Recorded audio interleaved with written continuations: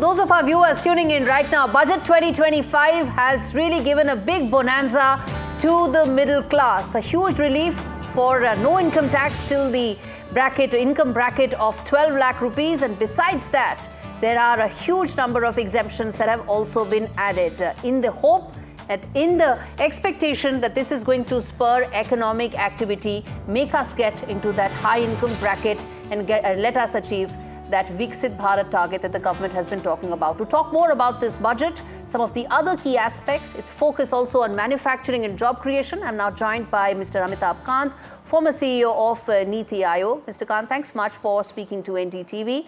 Let me start by asking you on, Mahalakshmi has really shown and blessed the middle class in this budget this time around with a huge income tax relief that's come in. How do you rate this budget, and in your assessment, the key highlights that you think really stand out? Well, I rate the budget very high because it's a budget which aims at growth with jobs, and it gives a huge fillip to demand creation. And when you put about 1 lakh crores, and this is the biggest relief any government has ever given to the middle class of India, you are actually ensuring that the consumption drives economy, and consumption will lead to greater demand, and demand will lead to greater production. Production will lead to greater jobs. So this, to my mind, is being done, but in a very fiscally responsible manner, because the fiscal deficit for this year was 4.8%, and next year the finance minister is aiming at 4.4%. So she's been very fiscally very responsible and very prudent. And also, I think one of the key highlights of this budget is a huge focus on labor-intensive sector. Never before has so much emphasis been put on tourism, on footwear, on leather, on toys, and on about 100 aspirational districts in the agriculture sector. So vast impact of labor-intensive sectors which will happen through creation of jobs. I would also say that the budget lays a lot of emphasis on innovation, on technology, on startups, to put a 10,000 crore fund of funds for startups, replenish it. Also talk about another 10,000 crore fund of funds for deep tech with a 20,000 crore for innovation. All this will have a multiplier impact on your economy, and then a clean tech mission so that we can manufacture solar, fuel cells, electrolyzers, batteries, all this in India.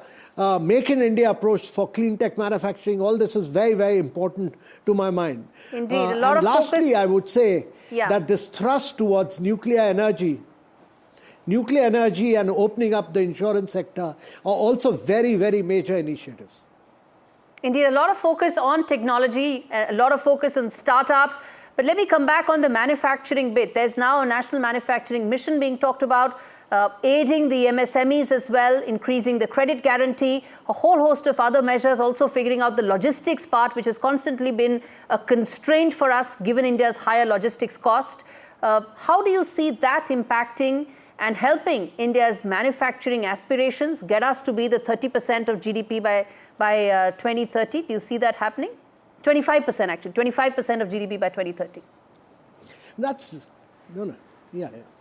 So it's very important to drive manufacturing because the very high proportion, about 45% of your people are dependent on agriculture.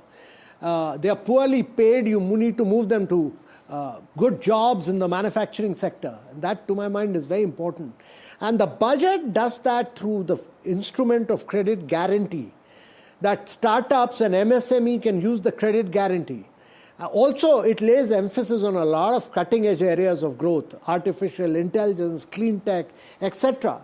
Now, my view is that the credit, private credit to GDP ratio needs to be enhanced. The finance minister has done her bit. The Reserve Bank of India now needs to ensure that there is flow of greater credit in a systematic and orderly manner through the monetary policy. Okay. You mentioned about some of the industries in your opening remark. I'm coming back to it around labor intensive, given the fact that job creation is such an important aspect of India's economic journey and also a destiny of India going forward. Where do you see that in this budget? A lot of focus on labor intensive sectors. There's a lot of focus on tourism, which by the way has huge potential for creating jobs. So, for every job that you create in tourism, you're creating 11 indirect jobs. A massive impact on growth with jobs. And we have not even scratched the surface of the tourism potential in India. You have so much of heritage, so much of culture that you need to tap into. So the budget is very progressive on some of these labor-intensive sectors. Again, toy sector, massive potential. Look at footwear, look at leather, huge potential.